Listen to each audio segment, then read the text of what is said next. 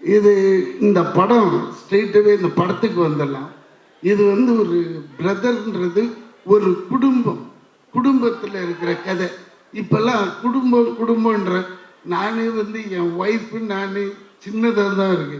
ஆனால் இந்த மாதிரி கூட்டு குடும்பமாக இருக்கிறது பார்க்கும்போது அவ்வளோ ஹாப்பியாக இருந்தது. எப்படின்னா 30 days நான் ஸ்டாப் ஷூட்டிங் இன் ஊட்டி. ப்ரொடியூசர் வாரி வழங்கிட்டார் பூமி சுந்தர். அவர் வந்து கதையை கேட்டுட்டு அந்த பக்கம் கூட வரவே இல்லை. அவ்வளோ அழகான அட்மாஸ்பியர். அப்படி பண்ணும்போது இதில் மாமான்றான், மாமின்றான், சித்தப்பா, சித்தி, அந்த பாண்டிங் இருக்கு பாருங்க, சூப்பராக இருந்தது. நம்மளுக்கே ஒரு ரிலீஃப். ஏன்டா உண்மையிலே இந்த மாதிரி வாழ்ந்துருக்கலாமே.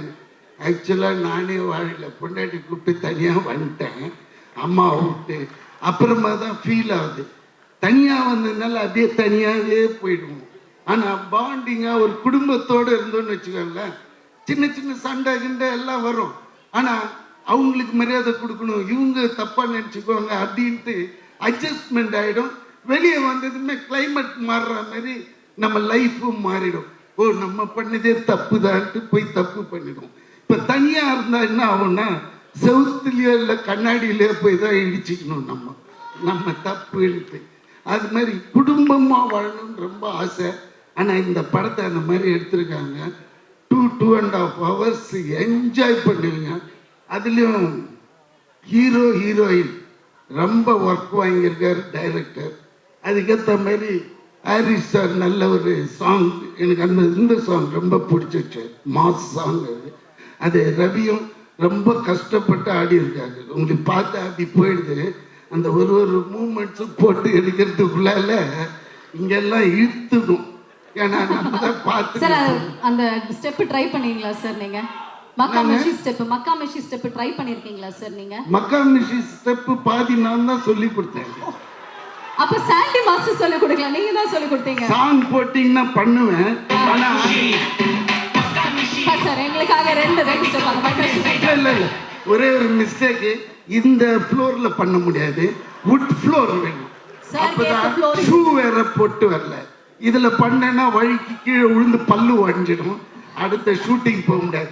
அண்ட் ஒன்று முக்கியமாக சொல்ல வேண்டியது, ரொம்ப அந்த ராவ் ரமேஷ் ரொம்ப நல்ல நண்பர், நல்ல ஒரு நடிகர். அவர் பாருங்க தெலுங்குல அவங்க அப்பா பெரிய நடிகர், இவர் அங்கே தெலுங்குல பெரிய டேட்ஸே இல்லாமல் அங்கே நின்றுன்னு இருக்காங்க. அவர் பாட்டுக்கு இங்கே வந்துட்டு எனக்கு தமிழ் தான் போது அப்படியே நம்மளுக்கே கிளுகிழுப்பாது. ஏன்னா அவர் அவ்வளோ தமிழை நேசிக்கிறாருன்னும் போது தான் நம்மளுக்கு நம்ம அருமையே தெரியுது. என்ன மக்களே, காலையில் டிஃபன் சாப்பிடலையாமா? சவுண்டே காணுமே. சார் நீங்க வந்தோடனே எல்லாம் வேற லெவல்ல. ஓகே, ஸோ எங்களுக்காக வந்து நீங்க ஸ்டெப் பண்ற மாதிரி இருந்துச்சு, பட் டான்ஸ் ஆட வேண்டாம், ஏன்னா ஃப்ளோர் சரியில்லை. அதனால நீங்க டீசர்ல சித் ஸ்ரீராம் மாதிரி பெரிய சிங்கர் ஆகணும் அப்படின்னு சொன்னீங்களே, எங்களுக்காக ஒரு 2 வரிகள் பாடினீங்கன்னா நல்லா இருக்கும். அந்த இங்கி பிங்கி போடுமா? ஏன்னா நீங்க இவ்வளவு கேட்கும்போது ஒரு லைன் பாடாம போயிட்டாங்க, வந்ததுக்கு அர்த்தம் இல்லாம போயிடும். லுங்கி காவாலே இப்படின்ட்டு இவ்வளவு அருமையான பாட்டை லுங்கி காவாலேன்னு அந்த டைரக்டர் ஒரு லிரிக் எழுதினாரு. அதனால அதை பாடிட்டேன். ஓகே சித்ராம், sorry. Thank you, but anyway we are very proud that we have launched you here as a singer. As a singer இன்னைக்கு நீங்க இங்க லான்ச் ஆயிருக்கீங்க சார். இன்னையில இருந்து நீங்க ஆசைப்பட்டவங்க. உங்க பேர் என்ன? தியா சார். தியா பரப்பி